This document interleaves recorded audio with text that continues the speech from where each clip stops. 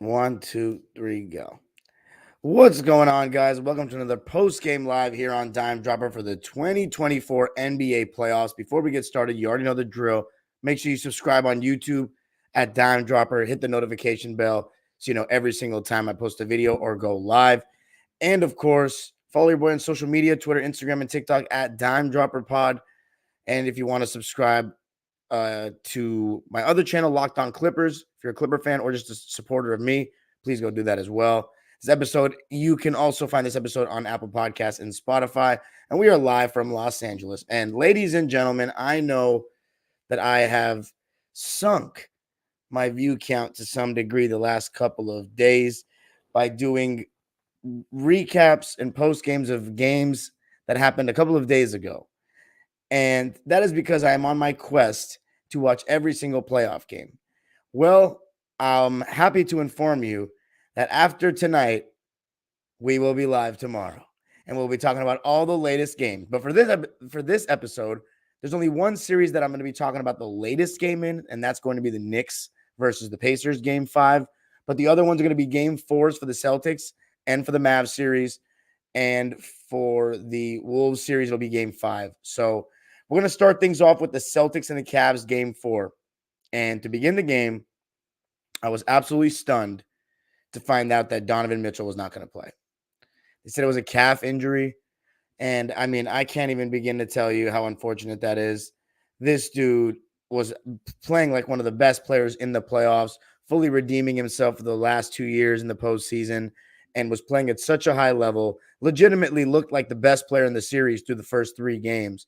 And then that's just what happens. And you knew at that point it was the Celtics to lose, and they had to get it done. So I was watching the game from their perspective. And Drew Holiday was guarding Darius Garland now that Donovan Mitchell didn't play. You had Karis LeVert starting instead of Donovan Mitchell. Derek White obviously took him. Jason Tatum still stayed on Evan Mobley so they could switch any pick and rolls involving Evan Mobley as the big.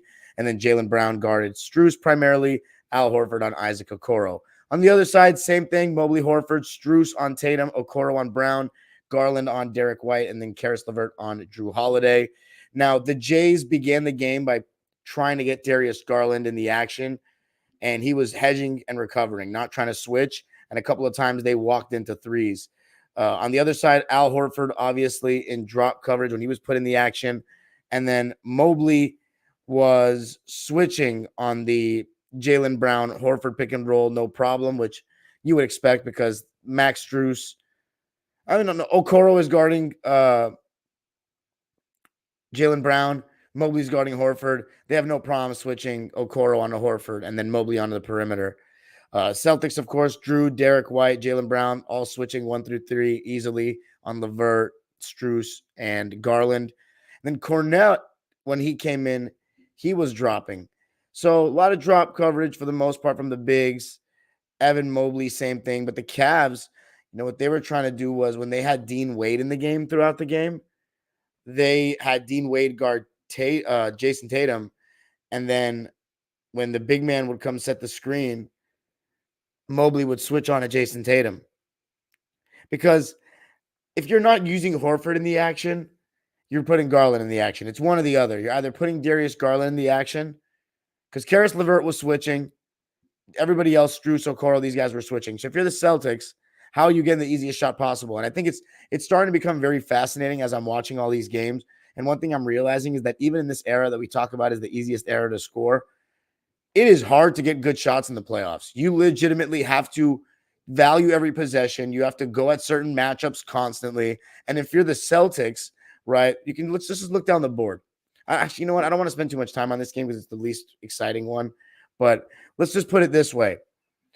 Jason Tatum and Jaylen Brown are your main guys. They're being guarded by the best defenders on the other team, Isaac Okoro and Max Strus. Evan Mobley is a fantastic drop big. So it's not exactly ideal to put your man in the action with Evan Mobley. You want to try to get a weaker defender and then put him in the action, or just go at that weaker defender. And that is mainly Darius Garland, easily on the Cavaliers. So that's why they were getting some success with that to start the game. But by the way, before that even happened, Max Strus hit 2 threes and the Cavs were up 8-2. So they actually threw the first punch. But the Celtics, as I said, with the Jays, they responded with a 10-0 run, 5 points from each of them. got a little transition bucket that led to a timeout, and ended up extending to a 12-0 run. And the Celtics defense just tightened up. But as I was saying about their offense, Darius Garland is the one to attack. Then eventually you do want to put the big in the action because he's not going to switch, and you do have a better chance of putting the defense in rotation. Sam Merrill came into the game and hit 2 threes. It was very clear that the Celtics were trying to push off of misses. I thought Luke Cornett did a very good job when he came into the game, showing on off-ball actions on Merrill after he hit those 2 threes. Thought he was doing a good job on the offensive glass, and just rebounding, doing the right things, finishing around the basket. As far as the Cavaliers, I thought throughout the game, I got to give them credit. They really fought. They really competed in this game. And Karis LeVert and Darius Garland, it started with them creating shots. And Karis LeVert had 10 points in the first quarter. Darius Garland actually did not score in the first quarter, but he had 3 assists. So he was creating some stuff in pick and roll. And yeah, Karis LeVert was super aggressive in the first quarter. 7 shots up right off the bat. But you want to talk about super aggressive in the first quarter? Jason Tatum. And he's been phenomenal after those first 2 games in Boston. He's been in attack mode. And when we talk about Jason Tatum, it's all about him being his own worst enemy. What kind of shots is he going to take? Is he going to constantly settle for jump shots, long jump shots, not go to the basket? Is he going to just dance at the top of the key and waste a bunch of dribbles? Is he going to constantly play with all eyes on him, with him beyond the arc? Well, in this game, he was constantly attacking the rim. He was getting the ball in the mid-post. It's a lot of the same conversation that we have about Paul George, but with Jason Tatum. Jason Tatum is just I don't know who's taller. Jason Tatum looks a little taller in person, having watched both of them play live. But I want to say Jason Tatum is like a Paul George with a little bit more confidence. I'm really curious to go back and watch the 2013 and 2014, not 2013. 2013 was Paul George's coming out party, but 2014, because that was the year before he got hurt. And then after that, it's just after he got hurt. So 2014, I would really, really be curious to go watch and see how confident he looked out there. And that's something that's immeasurable. You can't really tell in stats. You really have to watch the game and see his body language, how he's reacting to events. Jason Tatum, I do think he's a very confident player. I think sometimes his decision-making isn't fantastic. But I love the way he was attacking in this game, and especially right away. 16 points in the first quarter on 6 for 9 shooting. He played the entire quarter. And then Peyton Pritchard came right into the game and hit 2 threes. That gave the Celtics a nice little spark. And I already mentioned Cornett's defense rebounding. Towards the end of the quarter, though, Karis LeVert hit a beautiful buzzer beater over Al Horford off one leg.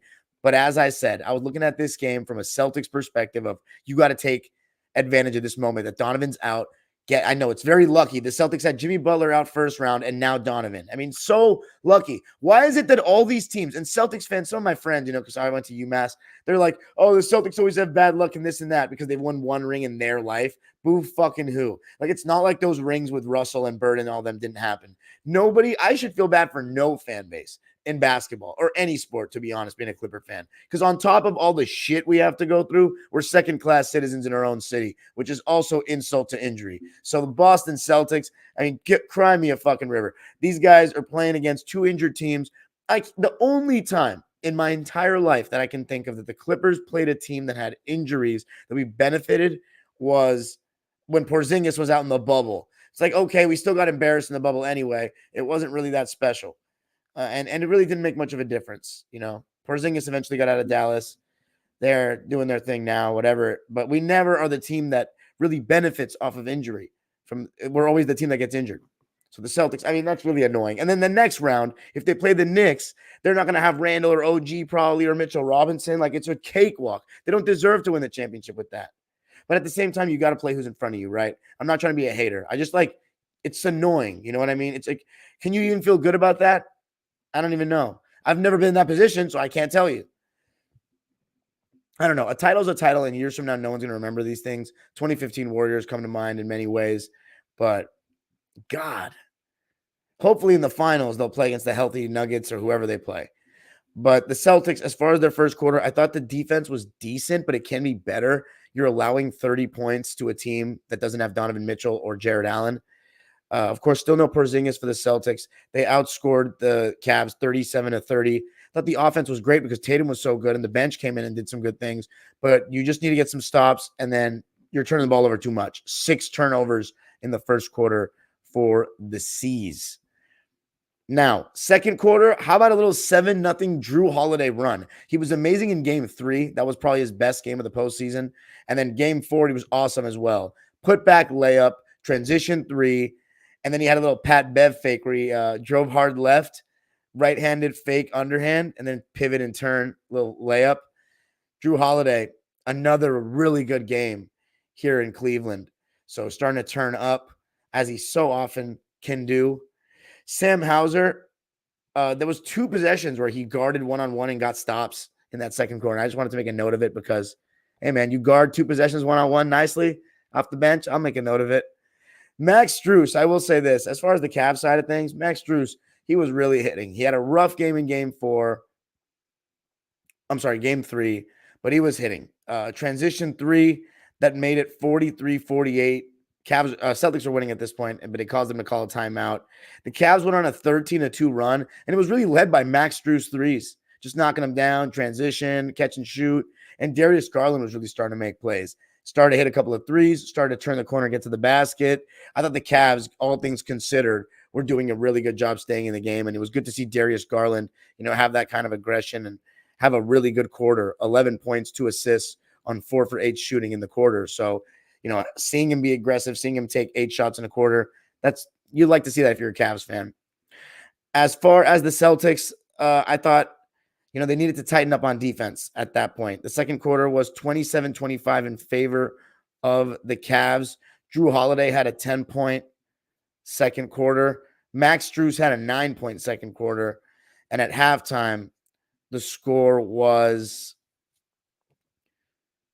62-57 Boston. They were shooting 60% from the field and 44% from 3 at the half. Drew Holiday had 10 points, Jaylen Brown 11 points, and Tatum had 23 at the half. On the Cavs side, LeVert had 12, Garland 11, Strus had 15 at the half. Now, third quarter.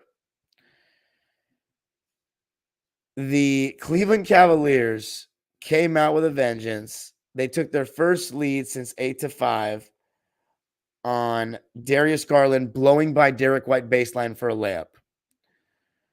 I have to say, though, the Celtics responded well. A 9-0 run led by the Jays getting to the basket at will. And again, I just really love the way Jason Tatum was attacking. Turnarounds, mid-range, turn and face, get to the basket, get to the foul line. Good stuff from him. As far as the Cavs, though, in this stretch, I thought Evan Mobley was doing a really good job finishing on the roll in a lot of these plays.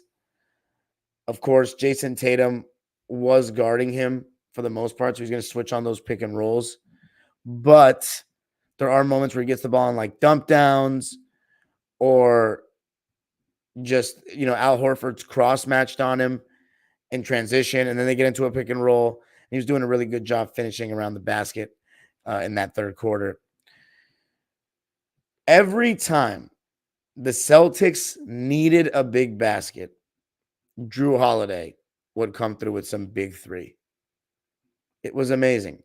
And if Al Horford could just make a fucking 3, the Celtics probably would have ran away with it. And he has shot really poorly in these first 4 games of the series.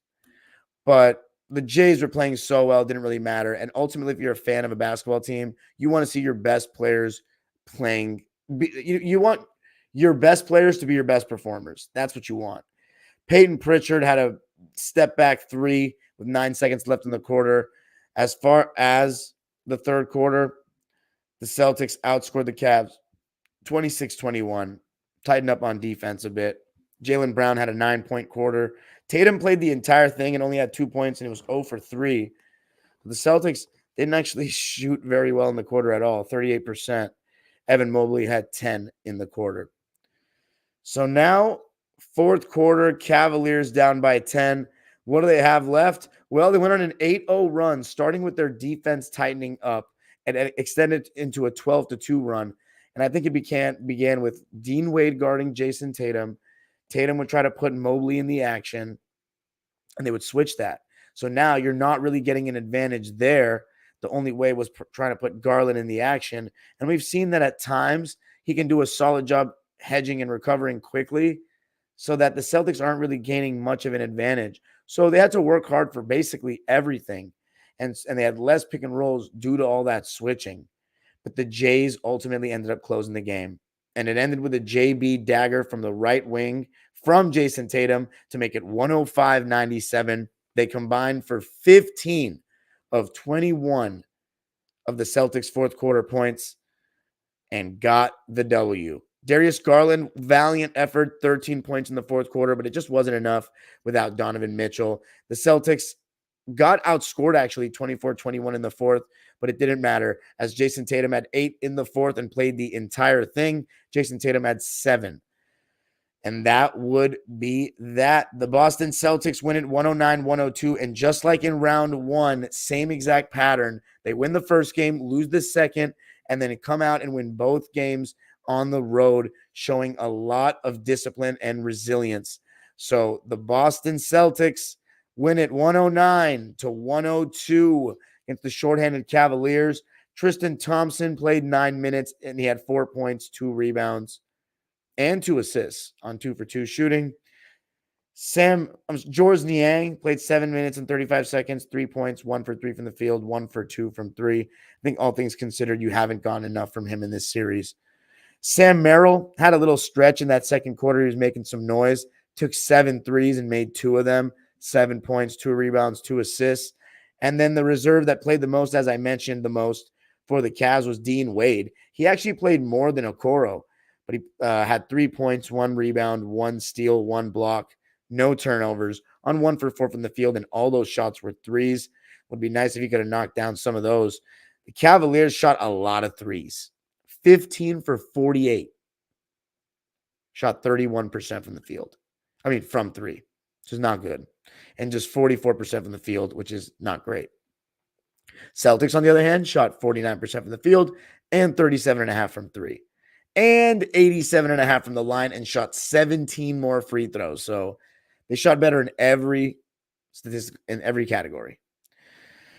Isaac Okoro, these last 2 games in Cleveland, you really started to see that his offense is still not quite there. He still doesn't have the confidence in his jump shot because, and it's hurting. It really hurt the Cavs half-court offense. He wasn't looking confident at all. So he still has some room to grow. And I'm pretty sure he's a free agent this year. Mons, check that out for me. Is Isaac Okoro a free agent this year? And is he unrestricted? Because I think he might. And he does deserve some money because he took a leap.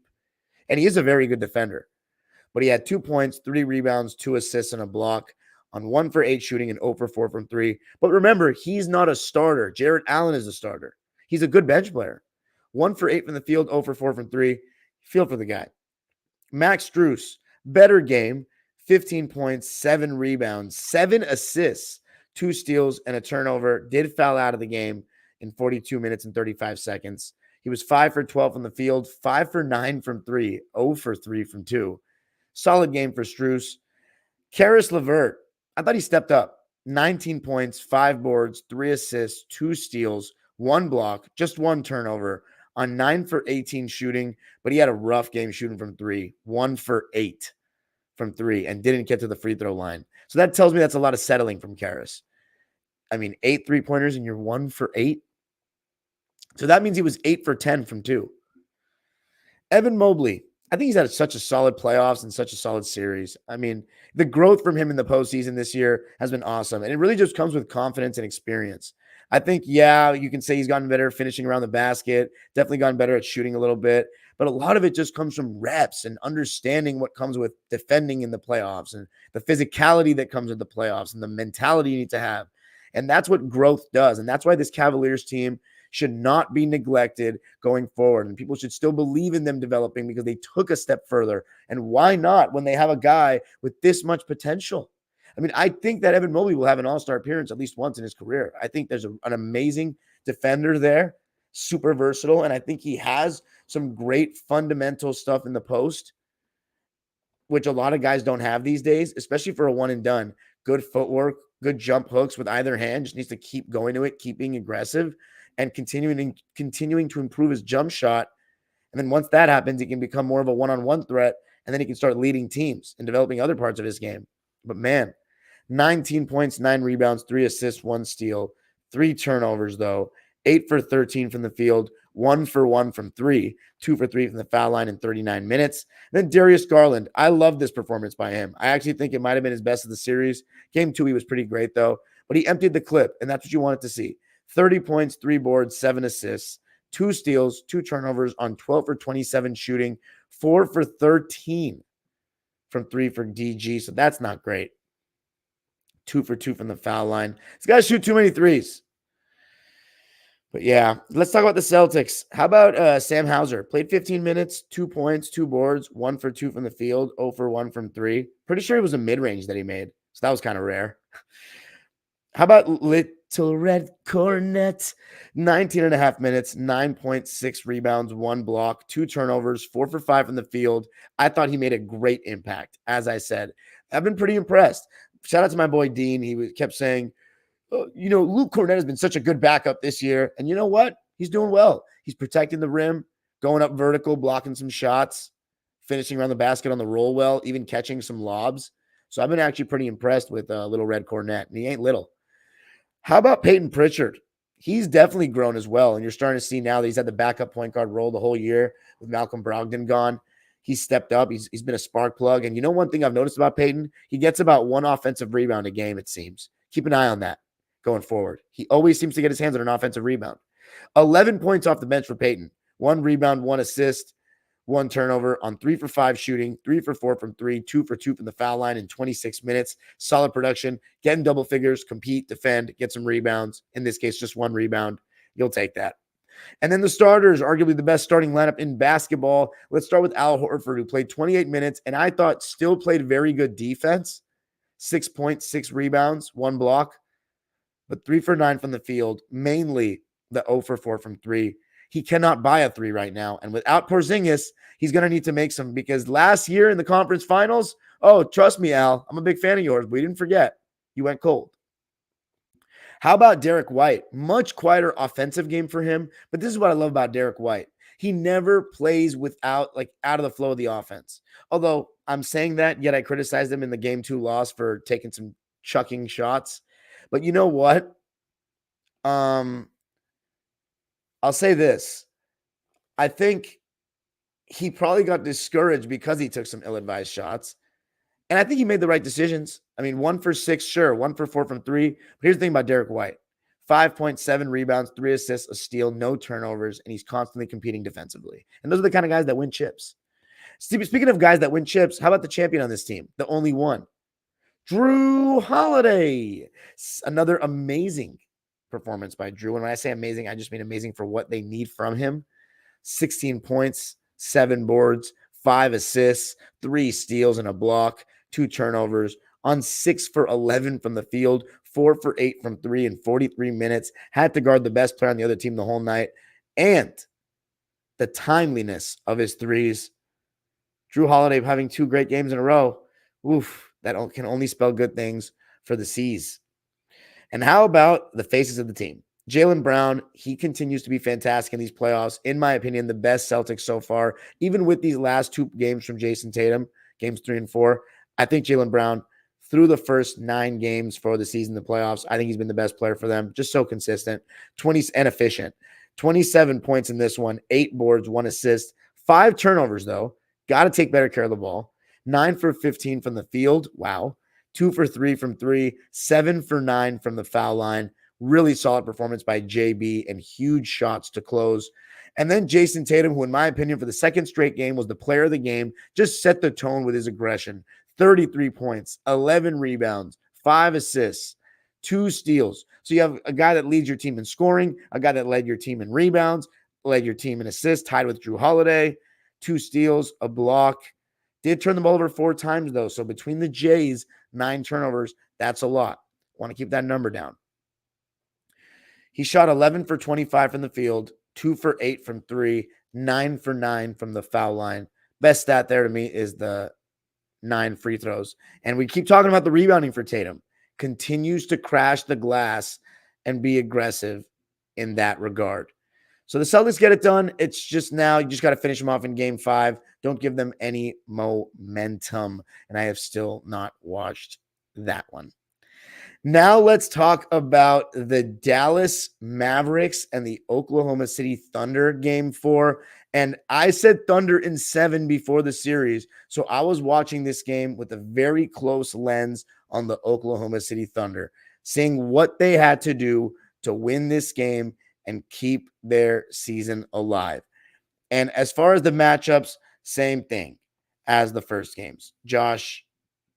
Daniel Gafford guarding Josh Giddey to have PJ Washington guard Chet so they can switch that action. So whenever, because as I always say, whenever the Thunder want to put Chet in the action, when the Thunder want to go to pick and rolls and pick and pops, they use Chet and they like to use Chet the most, right?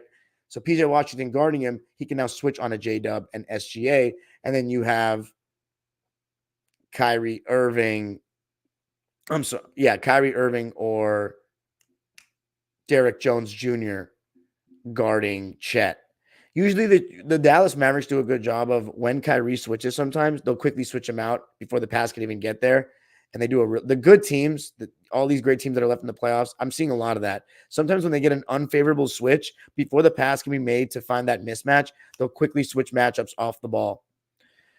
Luka was still guarding Lou Dort, Kyrie Irving, J-Dub, Derek Jones Jr., SGA. Same thing for the Thunder. Chet on Gafford, Dort on Luka, J-Dub on Kyrie, SGA on PJ Washington, and then Giddey on Derek Jones. Chet was still in drop coverage. Arkansas Jalen Williams was hedging on Kyrie and Luka. So he's not really a rim protector, coming out and hedging, trying to get the ball out of their hands.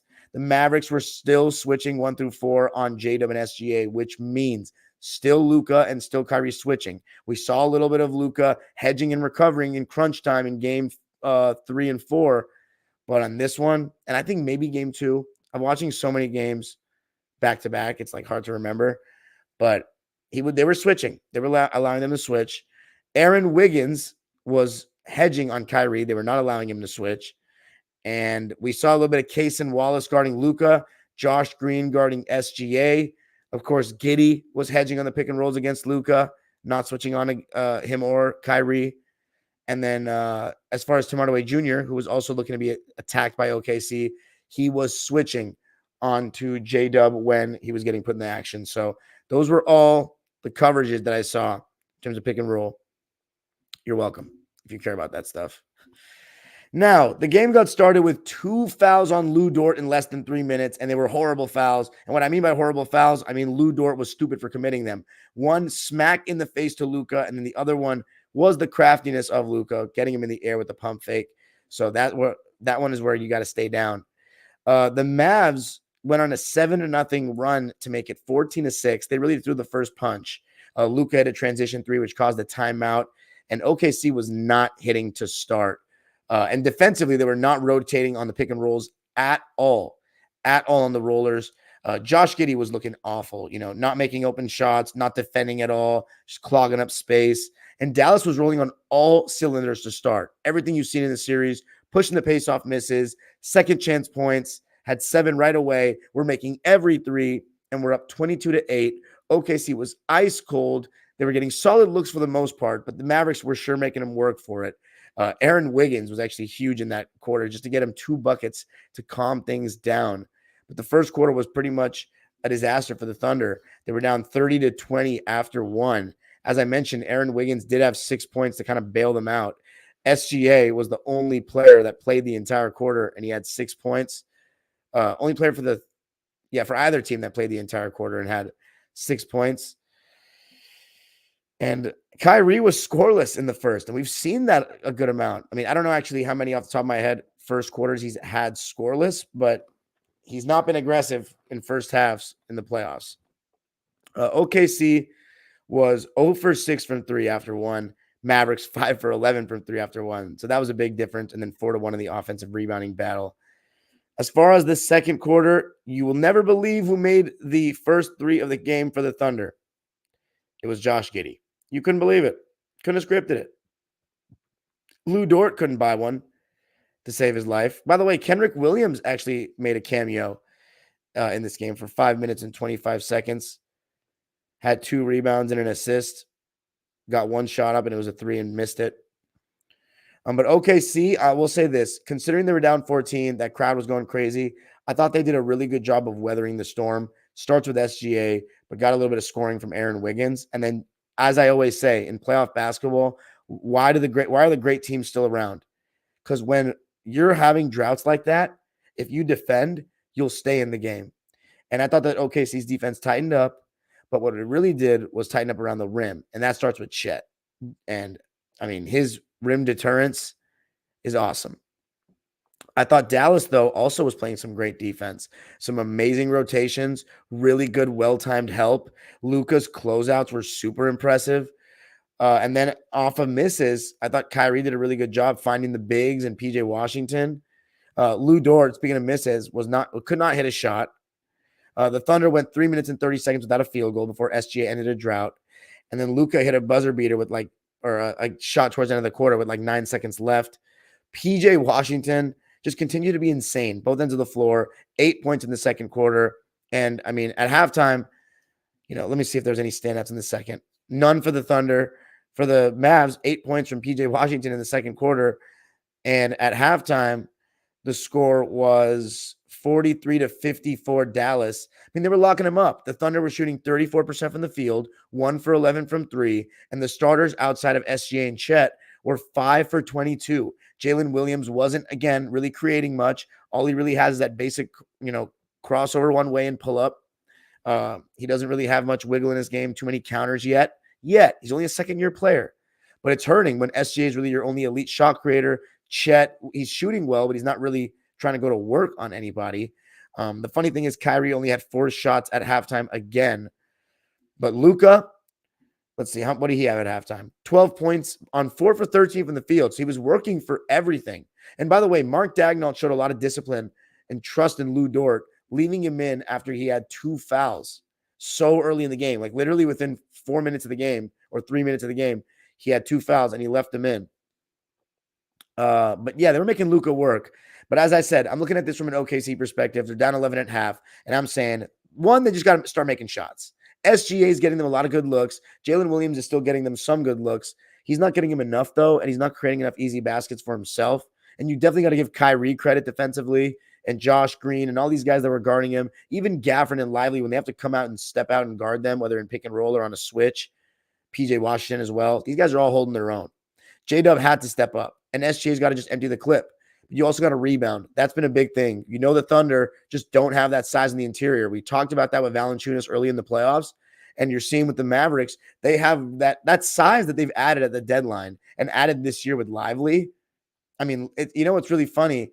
They allowed the Oklahoma City Thunder to get that number 10 seed and last year, and the Mavericks got Lively out of that, and now they're using it to beat the Thunder. It's pretty amazing how that worked out. In the third quarter, we saw again Mark Daigneault benching Josh Giddey to begin the quarter. Honestly, why not just cut his minutes entirely? If he's going to be that bad and he's going to, not give you much offensively outside of an occasional fast break bucket, and then, he had a couple of strips in this game, but defensively he's going to get attacked. He doesn't have the defensive antenna. He's not paying attention all the time. His effort on that end of the floor is just not good enough for a guy who's trying to get minutes on a championship rotation. Now, good defense on both sides in the third quarter. The Maverick size was definitely catching my eye. PJ Washington, just so good. Both ends of the floor, rotating at the rim, on the glass, making open shots. As far as the Thunder, though, SGA was the only one scoring. But, man, I have to say, it was so beautiful to watch him work. A mid-range clinic. And that's what wins in the playoffs, baby. And that's why, as of today, May 16th, 2024, it is the playoffs. I've seen enough. I got SGA over Fox, Ja, Trey. All 3 of them. And Halliburton. I've got SGA over all of them. I just love his midi. He can get to his spots. He's got spots. He has step backs going both ways. He has pull-ups going both ways on a dime. And he can turn over either shoulder. And that's one of my, that crossed off a lot of boxes for me. And so that's why he can counter the defense, loading up off of Giddey sometimes, or what's his name? Lou Dort, who hasn't been very convincing from 3 in this series. You know who made a huge 3, though, towards the end of the quarter? That was huge. They gave the Thunder momentum going into the fourth. Cason Wallace. made it 65-69. And considering the Thunder weren't even playing that great, they were still somehow there despite getting not much of anything from J-Dub offensively and a lack of aggression from Chet, and they were still missing their threes. In the third quarter, the Thunder outscored the Mavs 22-15. How about that defense, holding them to 25% from the field, and Kyrie and Luka to a total of 4 shot attempts? PJ Washington played the entire quarter, had 6 shots to lead the way for the Mavs, and had 9 points. 9 out of their 15. But this is happening by design. The fact that you have Derrick Jones Jr. and PJ Washington taking 6 out of the 9 threes in the quarter for Dallas, that tells you, and then Josh Green and Hardaway Jr. taking the other 2, right? That tells you that the ball is being funneled to these guys, and you've been living and dying with it the first 4 games. And in the first 3 games, you've lost 2 of them because of it, because PJ Washington's on a heater. And he still continues to be. But Derrick Jones, he's really not been hitting. And in the third quarter, SGA had 12 points and played the entire quarter. So now, fourth quarter, huge play by Cason Wallace where he got a stop on Luka and then made a 3 in transition. And OKC's defense kept him in this spot, kept them in a position where SGA could take them home, and he just went on a mid-range clinic. I mean, it was just amazing to watch. His stop-start, acceleration, deceleration, so good. And the fact that, he's pump fakes, turnarounds, he's so patient, and he's got counters to everything, it seems. I mean, God, he's been good in like every game of this series. Legit. A 9-0 OKC run made by SGA, and then eventually he found Chet for an open 3 to give them the lead. And you know what we finally saw? As good of defense as he's played in this postseason, Kyrie Irving was finally getting attacked. And that was interesting to see. SGA was able to just shoot right over the top of him. No matter what, he was still staying in front, fine. But he's still able to shoot right over the top. Lou Dort made a huge 3 finally off of the help that SGA was garnering.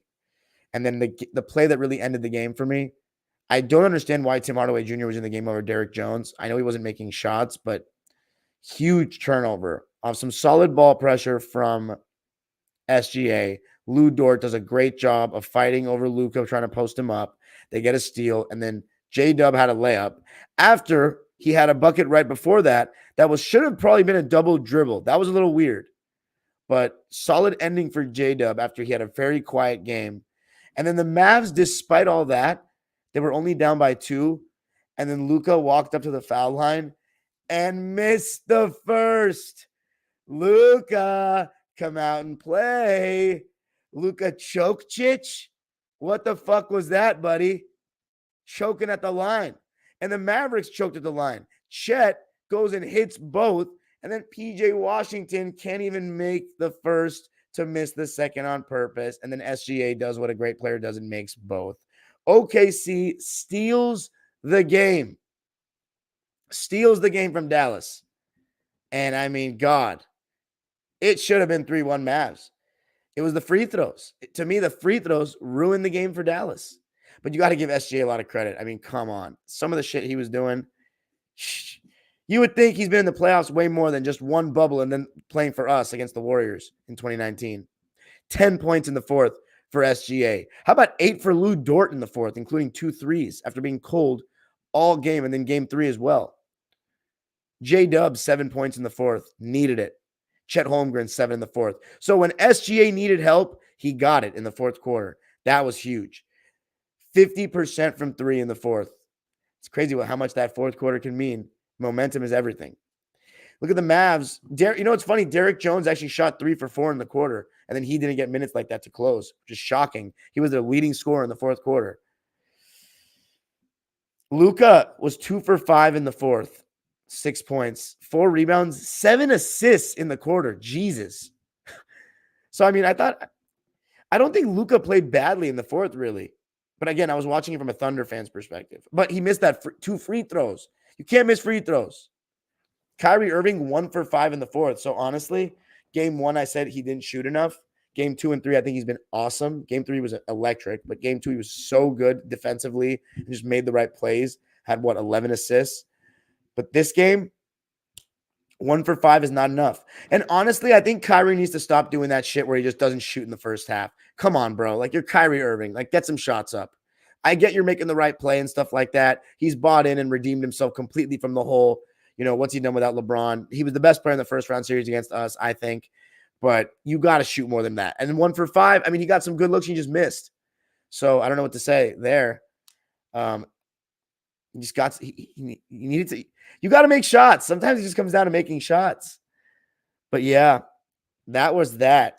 The Thunder, they outscored the Mavs 35-27 in the fourth. And that was that. The game ends. The Thunder regain home court advantage and make it a best-of-3 series, going back to Oklahoma with a 100-96 win, showing a lot of guts and resilience for such a young squad. Kenrick Williams played 8 minutes, and I already read his line. He had a donut. Jalen Williams from Arkansas.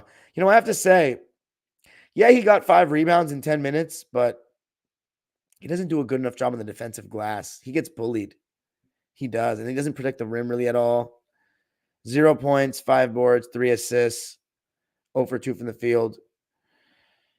Aaron Wiggins played 13 minutes, 6 points, 1 rebound on 2 for 7 shooting, 0 for 3 from deep. Gave them some big buckets in the first quarter when they needed it. Isaiah Joe played 15 minutes, 0 points, 3 rebounds, 1 assist, 1 turnover on 0 for 3 shooting, and all his shots were threes. So I didn't really get anything from him. So expect a little bit more in game 5. Cason Wallace, he had a good one. And those 2 threes were just huge. 6 points, made both his shots, and those were the 2 threes I referenced in 18 and a half minutes. And some really good defense as well. Josh Giddey played 12 minutes, had 5 points, 0 rebounds, 2 assists, 1 steal, 1 block, 2 turnovers. He actually had tied for the highest plus minus in the game, which is hilarious. But he was 2 for 8 from the field and 1 for 3 from deep. I think his minutes got to be just very minimal. Lou Dort, how about 40 minutes from him? 17 points, 8 rebounds, including 3 offensive rebounds, 1 block, on 4 for 14 from the field, did not shoot well at all. 3 for 10 from 3, 6 for 6 in the line. And you better believe Dallas is going to keep letting him shoot those. But he made huge ones when they counted. And then defensively against Luka, he's trying his best and making life tough. So that's all you can ask for from him. Big time showing from Lou Dort in the end. And also, I have to say, the Oklahoma City Thunder, they did a really good job in the glass in the end. Only got out-rebounded by 2, and they had the same amount of offensive rebounds. So that was something that was a point of emphasis, and they kind of covered it up. How about Chet? Played 39 minutes and 39 seconds, so 40 minutes, 18 points, 9 rebounds, 1 steal, 4 blocks, 0 turnovers on 6 for 9 shooting, 1 for 2 from 3, 5 for 6 from the foul line. Here's the thing. Love that stat line. Love his performance. Here's the problem. 9 field goal attempts. I need more going forward. But that's a big bounce back game because in game 3, it was nowhere near good enough. Game 2, nowhere near good enough. How about J-Dub? Did not shoot well at all. And I think partially he's not getting a ton of great looks. 14 points, but he still ended up playing well in the end, which is all that matters. And he plays great defense and always competes. Great future. All-star very soon. 14 points, 9 rebounds, trench work, baby. 6 assists to lead the way for the Thunder. 4 steals to also lead the way for the Thunder. 2 turnovers on 5 for 19 shooting. Wow. 0 for 2 from 3, 4 for 4 from the foul line in 41 minutes. And then the man of the hour, the player of the game with a virtuoso performance and probably the best playoff game of his young career, SGA, the former Clipper, 34 points, 8 rebounds, 5 assists, 2 steals, 2 blocks. How about 0 turnovers? On 14 for 27 shooting, he emptied that clip. Only 1 3. So who needs threes, even in the modern NBA? 6 for 6 on the foul line. A bag deeper than, man, I don't know, the Grand Canyon. What a performance. What a win. Now and by the way, the Thunder shot 38% from the field and won. Mavericks shot 41%. Thunder shot 26% from the 3-point line. Mavericks shot 34%. But here's the difference in the game. Thunder turned the ball over 7 times. Dallas 13. 7 from a certain 77. The free throws. Dallas 12 for 23, 52%. Thunder 23 for 24, 96%. The only miss, Chet Holmgren. Let's read the lines for the Mavs. Dante Exum finally made some threes, or a three. 5 points, 2 for 4 from the field, 1 for 1 from 3. I got nothing bad to say about Exum. Josh Green played 13 minutes, 3 points, 2 rebounds, 2 assists, 1 for 4 from the field, 1 for 3 from deep. Yeah, it could have helped if he made some threes. I don't have much to say about him, but again, I didn't watch this game from a Mavs fan's perspective. Tim Hardaway Jr. played 23 minutes, probably 3-4 minutes too many. 6 points, 3 boards, 1 assist, 1 steal, 1 turnover, and it happened to be the most crucial turnover of the game. Shot 4 threes. Those were all his shots and made half of them. How about Derek Lively? I thought he did some really good things, as he has been doing. 7 points, 6 rebounds, 2 assists, 4 blocks. His defense around the basket and his help defense is just great. 3 for 7 from the field, 1 for 3 from deep. So the free throws have been an issue for him. And then he's got to finish around the basket a little bit better. Daniel Gafford, 23 minutes, 10 points, 8 rebounds, 3 blocks, and no turnovers. I thought he was pretty good. 4 for 7 from the field, 2 for 4 from the foul line. His free throws aren't convincing at all either. And it's the 3rd straight game, I believe, that Derek Lively has gotten more minutes. Derek Jones Jr., while he still hasn't found his 3-ball yet, he did score from 2. He was 6 for 7 from 2. 17 points, 3 rebounds, 1 assist, 4 blocks, 1 turnover. He's trying his damnedest on SGA. 7 for 12 from the field, 1 for 5 from 3.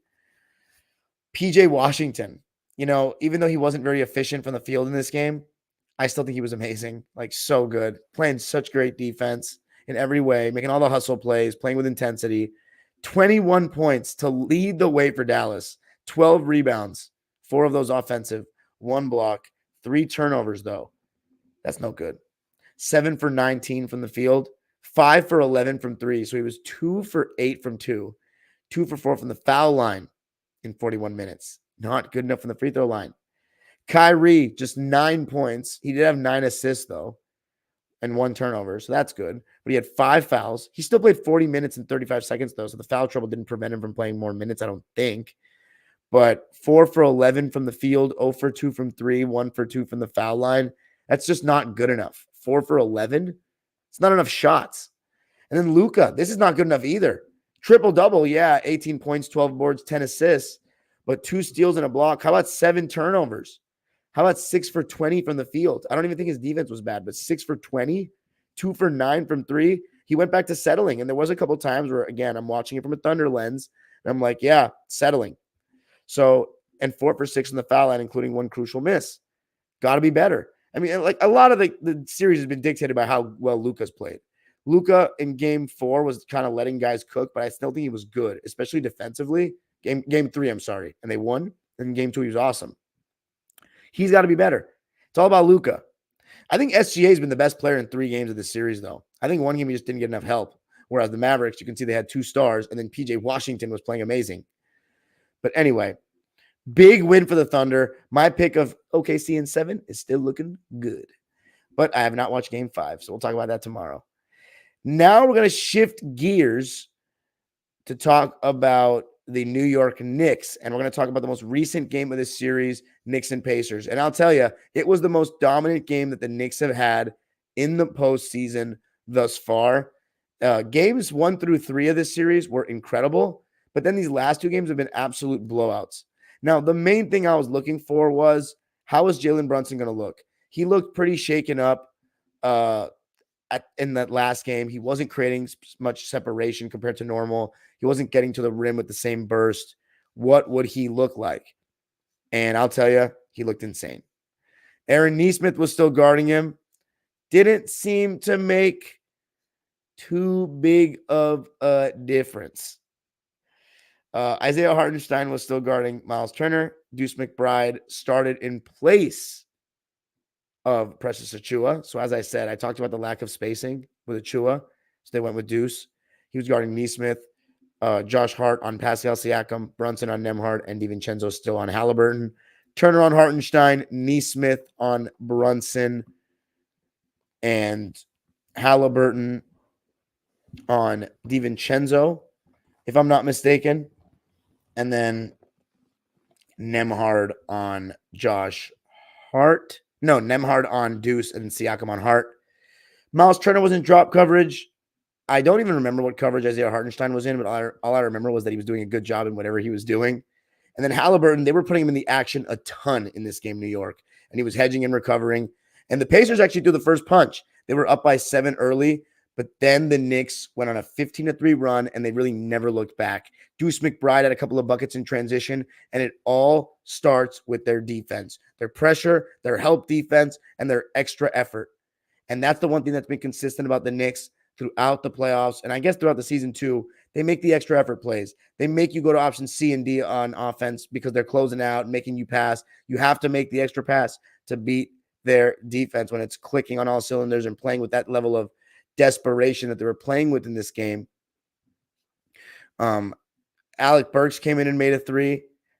I'm sorry, Siakam made a three, and then Alec Burks answered with a three. Alec Burks had another very good game ever since OG's minutes have kind of been reduced. Ever since OG went down, he's really stepped up. Started in game 3, and he has continued. It was a high-scoring first quarter, kind of an Indiana Pacers style, 38-32 in favor of the Knicks after 1. Jalen Brunson had 10 in the first quarter and played the entire thing. DiVincenzo and Hart also played the entire thing. DiVincenzo started out cold, though, 1 for 6 from the field. Josh Hart, 10 points and 5 rebounds in the first quarter. He's doing a great job in those short roll situations, but just finishing around the basket and transition when he could as well. Just awesome. And then Hartenstein, 4 points, 5 rebounds, 2 assists, and a block already in quarter number 1. Then how about Deuce McBride with 9 points in the first quarter? So the Knicks were rolling on all cylinders offensively to begin the game. And I was watching this game from a Knicks fan's perspective because you've lost 2 games in a row. You're at home. This is the series right here. And the Knicks went up by 10, and it started with Brunson. Jalen Brunson, baby. 18 points in the second quarter, getting to the basket, weaving his way in the mid-range, whether it be in the pick and roll with Turner and drop coverage or just one-on-one. We talked about SGA's acceleration and deceleration, the stop-start. Brunson is right up there in the league, like as the best in the league with him when it comes to that. I mean, the stop, start, the pivoting, the turning, the pump fakes. When they force him right, he does such a good job of getting into the body and getting the floater or hitting the step back. Like when they force him right, he hits that step back so nicely. And then he'll sometimes pump fake, pivot, and turn the other way. And if you force him left, which people don't usually do, but when he's going left, I mean, he's such a great finisher. It's really a pleasure to watch him play and watch him cook. And he looked fine to me injury-wise. The Knicks, they were giving the Pacers all game a taste of their own medicine, pushing the ball off of their misses. And I thought that guys like Alec Burks gave a big impact. I thought Precious Achiuwa came in and had some great rim protection, had a really nice block where he pinned, I forget who, on the glass. And the Knicks' help defense was just remarkable, making the Pacers pass. They were everywhere, swarming. And Josh Hart was just so great on both ends. One-on-one defense, help defense, rebounding, finishing plays, finding the open man. There's not enough I can say about how great Josh Hart has played in this postseason. And Brunson, he kept putting Halliburton in the action, getting pick and pop looks for his teammates or scoring himself. He was just fantastic. And in the second quarter, the Knicks outscored the Pacers 31-22. Brunson, as I said, had 18 of those 31. But at halftime, they were winning by a score of 69-54. Tyrese Halliburton went back to kind of quiet mode. Only 4 shot attempts in that first half, which is a huge change from what we've seen in games 2, 3, and 4. And a lot of that comes from they're not getting stops, so he's not getting a chance to get out and run. And as I said about Halliburton, he plays in the flow of the offense. He's not a guy that's going to force a bunch of shots. He's going to run pick and roll. If his looks aren't there. And I think, what I will say from my memory, Hartenstein was hedging more on the screens, which was taking away some of Halliburton's pull-up looks, which is a sound and obvious adjustment for the Knicks, considering he's been scorching from deep. Siakam had 13 points at the half, though. I guess that was one positive for the Pacers. But the third quarter, more of the Knicks. They outscored the Pacers 27-21. Funny enough, though, it started with Miles Turner hitting 3 threes to begin the quarter. But then the Nova boys. It was really all about the Nova boys. Jalen Brunson had a transition three to make it 80-64 and led to a timeout. DiVincenzo was working so hard all game, whether it be on the glass or defensively against Halliburton, fighting over screens, just doing everything it takes to win. And the Pacers were just all out of sorts at one point. 0 field goals in 5 minutes. Couldn't get a good shot. The crowd was on top of them. And at one point, DiVincenzo had a putback dunk that led to him talking shit to Miles Turner and having a little scuffle. And the Knicks were on a 17-0 run. 17-0. So awesome stuff from them. And then the fourth quarter, the Knicks were just amazing. The Pacers went on a 9-0 run led by Siakam, but the Knicks kind of sealed things, and it starts with Isaiah Hartenstein. In that fourth quarter, he was the standout for me. His defense was awesome around the basket, and his tons of offensive rebounds. Just felt like he was getting every offensive rebound, and he kicked it out to Alec Burks for a three that kind of sealed the deal. And then Brunson, had a 7-0 run by himself and was just getting in his toolbox. Stop, start, going right, going left, mid-range, everything. 16-25 in favor of the Knicks in the fourth. They won every quarter. Alec Burks had 9 in the fourth. Jalen Brunson had 9 in the fourth. And that was all she wrote. It was a commanding win for the Knicks. They win it by 30, 121-91. And they are officially the best Knicks team I have ever watched in my 19 years of watching basketball, because the 2013 Knicks lost in 6 games to the Pacers. So this Knicks team will ensure that they're at least 1 game away from the conference finals. Jalen Brunson is the best Knick that I've watched, and it's amazing to see him grow his legacy in New York day by day. And the fact that they won this game by 30 without OG and Randall and Mitchell Robinson. How good is Brunson? Let's talk about the Pacers, who shot 43% in this game. Knicks shot 46.5%. And then the three ball, the Knicks actually only shot 34% from that department. The Pacers shot 44%. So they shot much better from three. The Knicks shot 79% from the foul line. Pacers 77% from the foul line. And the Pacers shot 3 more free throws. But the Knicks shot 29 more shots. 29 more shots. That's insane. 20-5 in offensive rebounds. 53-29 in the rebounding battle. 18 turnovers for the Pacers. Everything went wrong. Everything. And everything that could have gone right for the Knicks went right. Isaiah Jackson played 6 minutes and didn't make the impact that he's made in the other games. 0 points, 2 rebounds in 6 minutes. TJ McConnell, probably his quietest game of the series. 7 points, 5 assists on 3 for 8 shooting. 19 minutes. Obi Toppin, probably his quietest game of the series. 7 points, 5 rebounds, 2 assists, a turnover on 2 for 5 shooting. Ben Shepherd, 6 points, 2 assists, 2 for 3 shooting. All his shots were threes. Then the starters. Aaron Nesmith, 8 points, 4 rebounds, 2 assists, 2 turnovers on 2 for 7 shooting, 1 for 3 from deep, 4 fouls. Couldn't handle Brunson at all in this one. Miles Turner. Actually, no, let's go to Nembhard. He was okay. I mean, I was looking at it from a Knicks perspective, so he didn't bother anybody. 11 points, 2 boards, 4 assists, 1 block, 2 turnovers on 4 for 10 shooting and 2 for 3 from deep in 28 minutes. And then Miles Turner, I actually thought he was pretty good. 16 points, 5 rebounds, 2 assists, 2 steals, 2 blocks, but 4 turnovers for a center is way too much. 6 for 12 from the field, 4 for 7 from 3 for him. And then Siakam, I thought he was their best player. That's not saying much when you lose by 30. 22 points, 8 rebounds, 2 assists, and a steal, 2 turnovers on 7 for 15 shooting, 2 for 3 from deep, 6 for 7 from the line in 33 minutes. I love the splits, but you got to shoot more than 15 shots. Tyrese Halliburton, man, talk about got to shoot more than a certain amount of shots. 9 shots, 5 for 9, 1 for 4 from 3, 2 for 2 from the foul line. I get it. They're hedging more on the pick and rolls and stuff, but are you just a pick and roll merchant when it comes to shooting?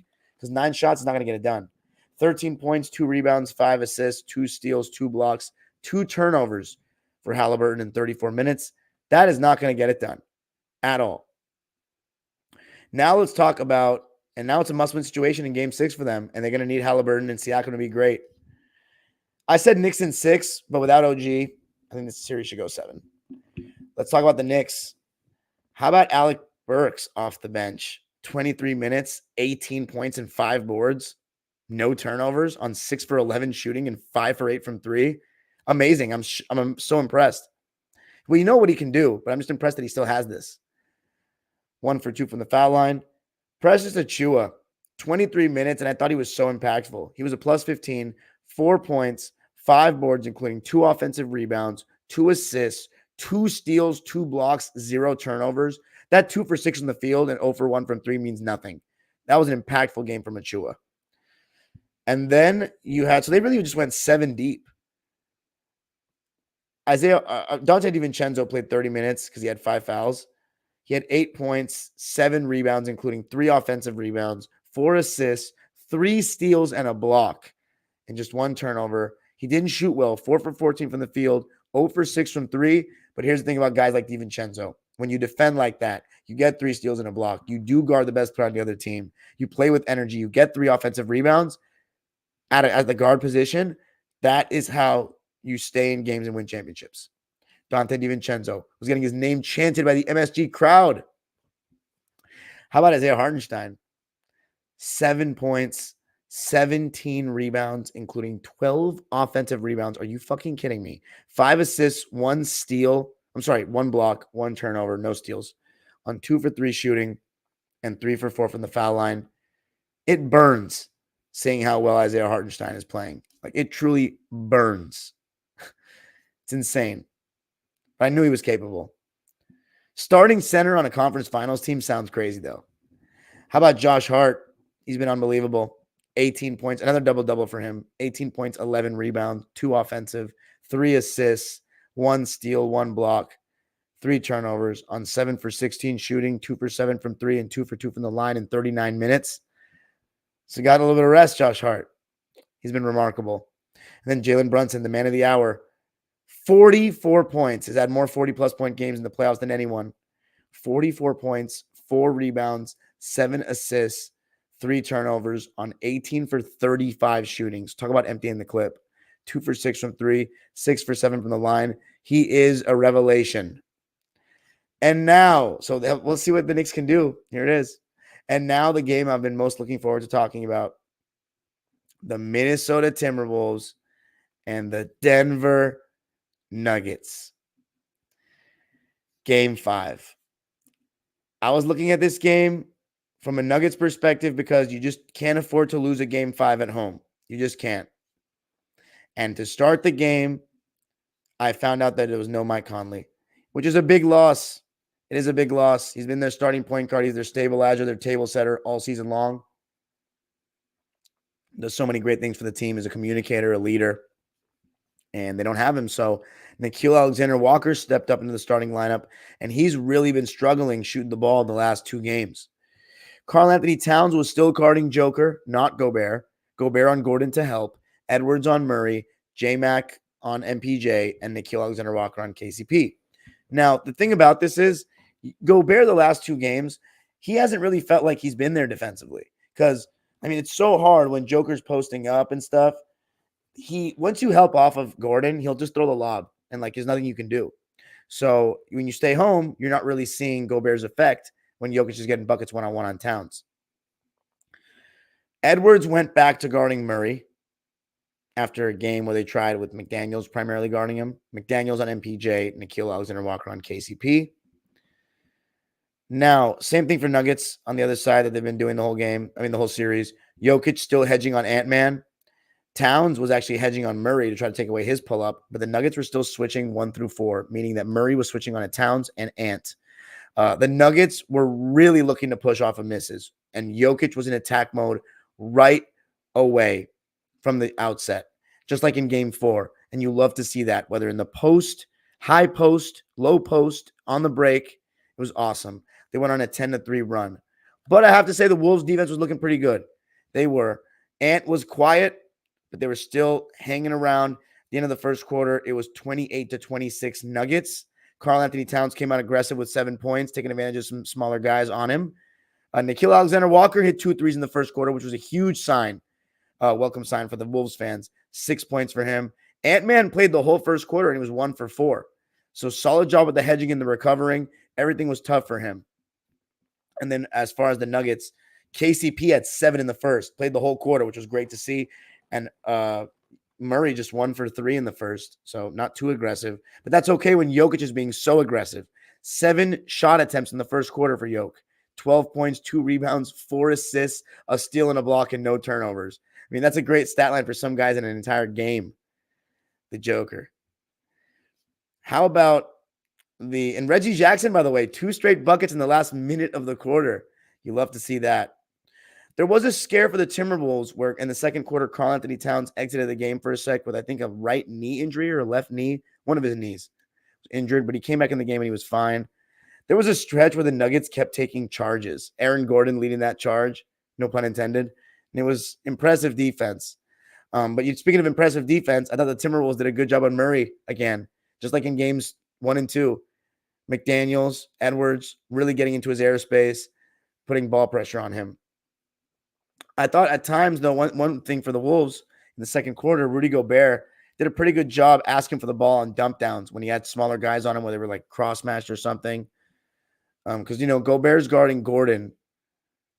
I'm sorry. Never mind. That doesn't make sense. Forgive me for that. But there were some times where he had smaller guys on him. They were doing a good job throwing it down to him, and he was actually trying to get position. But, man, I'll tell you a couple guys that made such a difference for the Nuggets. Aaron Gordon and Christian Brown. The major key to me for Denver, one of the major keys in these last 3 games that they've won. And by the way, it's the first time the Timberwolves the whole season have lost 3 games in a row. The key for me has been the bench players for the Nuggets stepping up so much. Justin Holiday, Christian Brown. I mean, Christian Brown was not hitting anything. And then now he's starting to hit and finishing in transition. And, of course, he's always going to play good D. But Aaron Gordon, man, he was just everywhere, knocking down shots from 3 levels. He's so good to be in that dunker spot with Jokic. It's like if you help just a second, Jokic finds him, and he can just – his radius where he can catch the ball is so ridiculous because, he's got crazy bounce, as we remember from the dunk contest. I mean, he's just – you can throw him any running start he has, any step that he has to get downhill when he catches the ball on that baseline, you could be on a poster. Luckily for the Wolves, Nickeil Alexander-Walker was continuing to hit. But, man, Jokic was amazing with just about anybody guarding him. Gobert, Towns, Reed, it didn't matter. And Murray started to hit towards the end of the half, led a little 13-7 run to close it. I thought that the Nuggets did such a great job defending Ant-Man and pick and roll. Jokic still doing a really good job on those hedges. And it was a tight game. But and Jamal Crawford had really good commentary where he was saying that Ant needs to stop calling for the screen because it's bringing a second defender. And that's where you need to just go ISO. So, and he's right about that. Second quarter, the Nuggets outscored the Wolves 22-18. The Nuggets shot 50%, but only scored 22 points in the quarter. It was a slower paced quarter, grinded out. Nobody for the Wolves scored more than even 5 points in the quarter. Christian Brown had 7 in the quarter for the Nugs. Jokic, 7 points, 3 for 3. Jamal Murray, man, he had a rough first half. But yeah, it was 50-44 at the half. Jokic had 19 and 8 assists. And Murray had just 4 points at halftime. Doing a little Kyrie. Kyrie and Murray, same thing. They have some similarities as their second option roles. Nickeil Alexander-Walker had 11 points at the half. Karl Anthony Towns had 11 points at the half. 5 for 10 from the field. Edwards, 1 for 8. 1 for 8. So now the second half. Let me put the charger in because my computer's going to die. Give me like 30 seconds.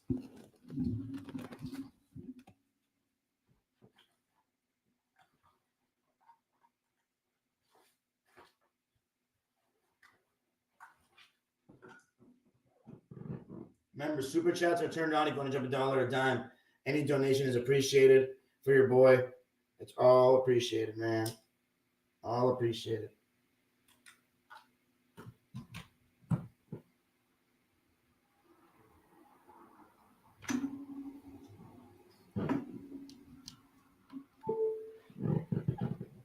All right.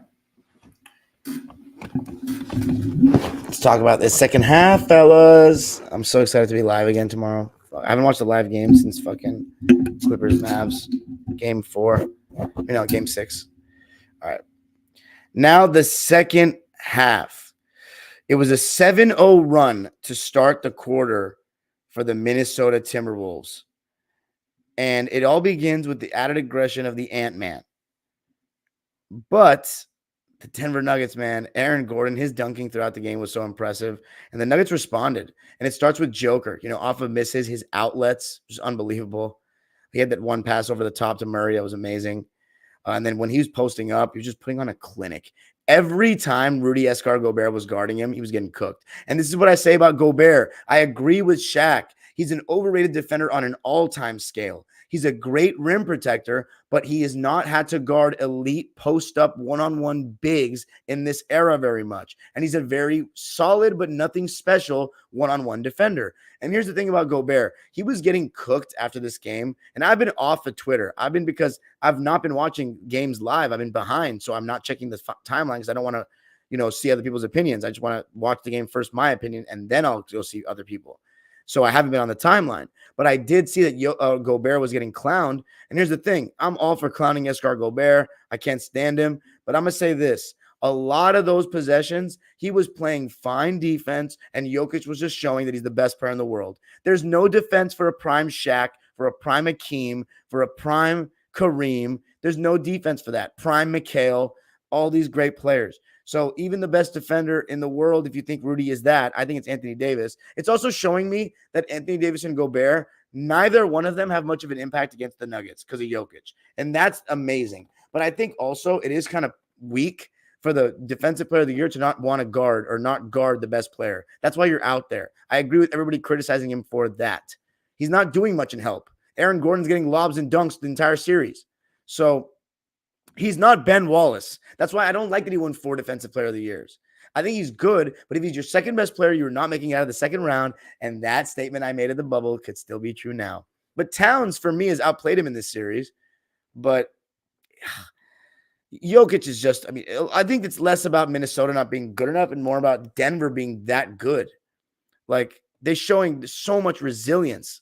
And, it's just such a perfect team. And when the bench is going to play like that, then, you're in it. But the third quarter, it was a 38-30 advantage for the Nuggets in that one. Jokic had 16 points, 3 rebounds, and 4 assists in the quarter. Aaron Gordon played the entire thing, was 2 for 8, but he had 8 points, 6 rebounds, 3 assists, and a steal. So I'm telling you, he's just affecting the game in so many ways. Gobert had 8 points in the third. Towns played the entire thing, had 7, 3 assists, 2. Ant-Man, 9. So it was a good quarter for them, but they couldn't get enough stops. And again, the Timberwolves are a great defensive team. It's just that the Nuggets are so cheese.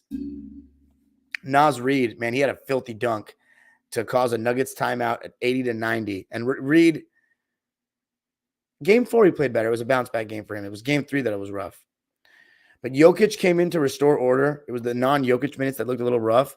Jokic comes in and restores order, finds KCP for 2 threes, and they went on an 8-0 run just like that.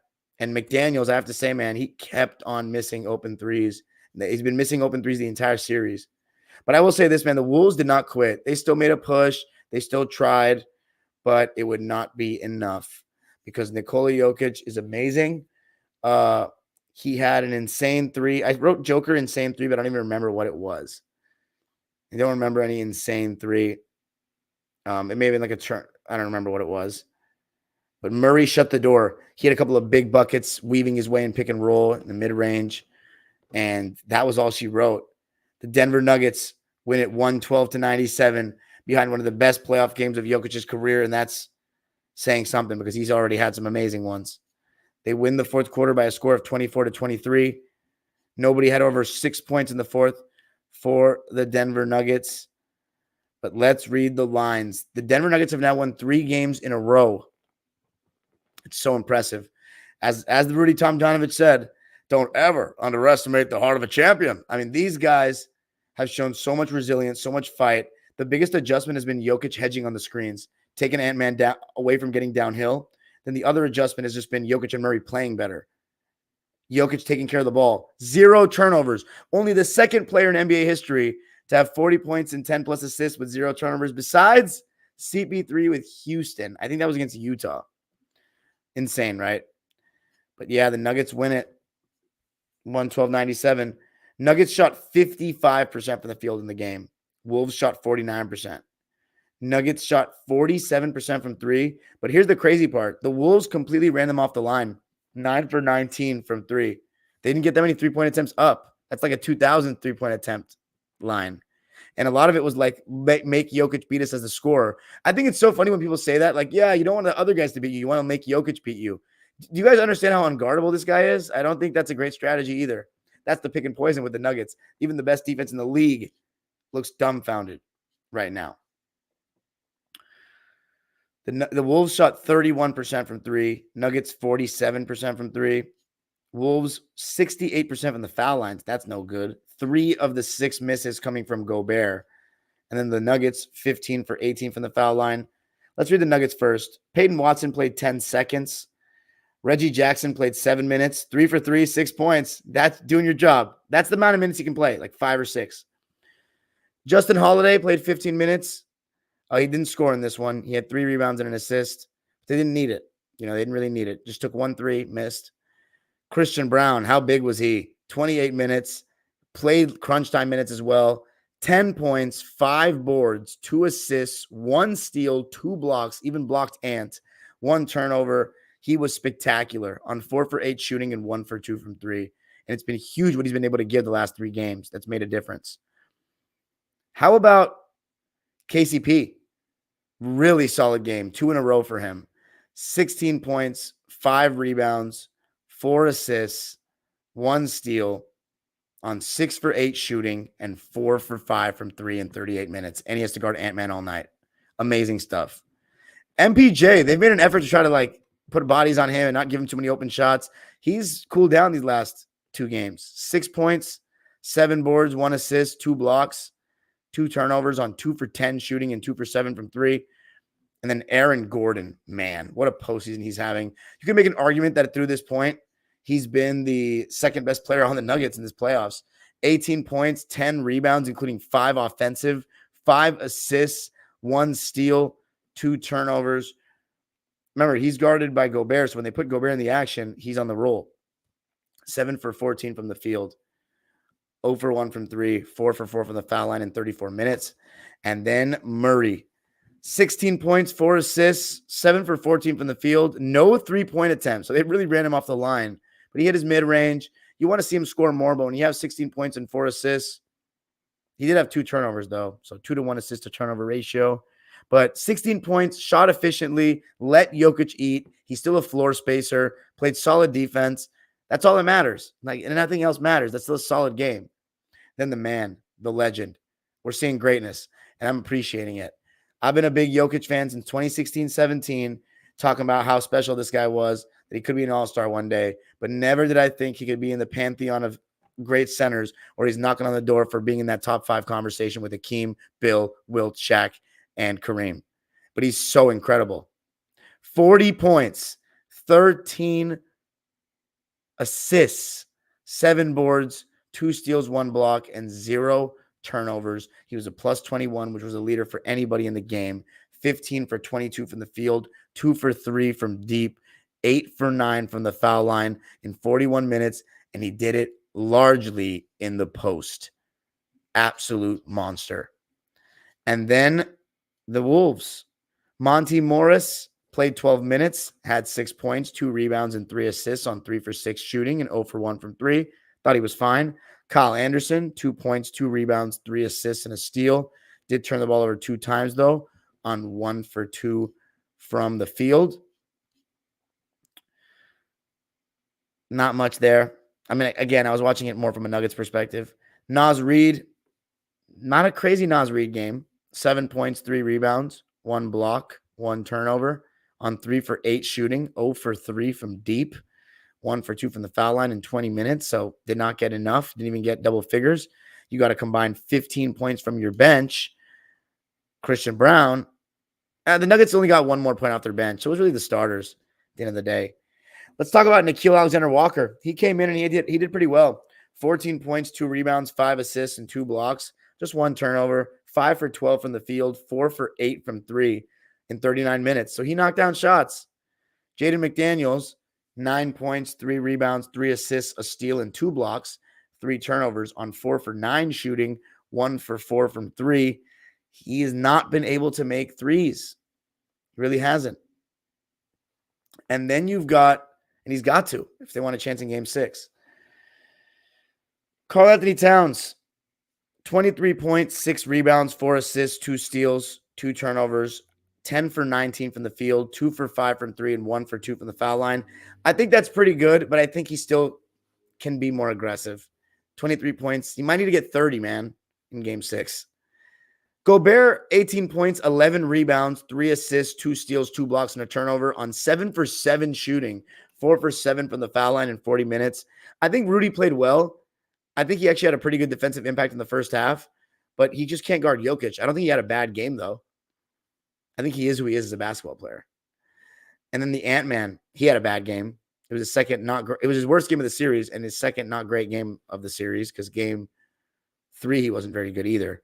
18 points, 4 rebounds, 9 assists, 1 steal, 4 turnovers. He even got stripped one time by Jokic. He needs to try to say, fuck the screens. I got to go one-on-one more.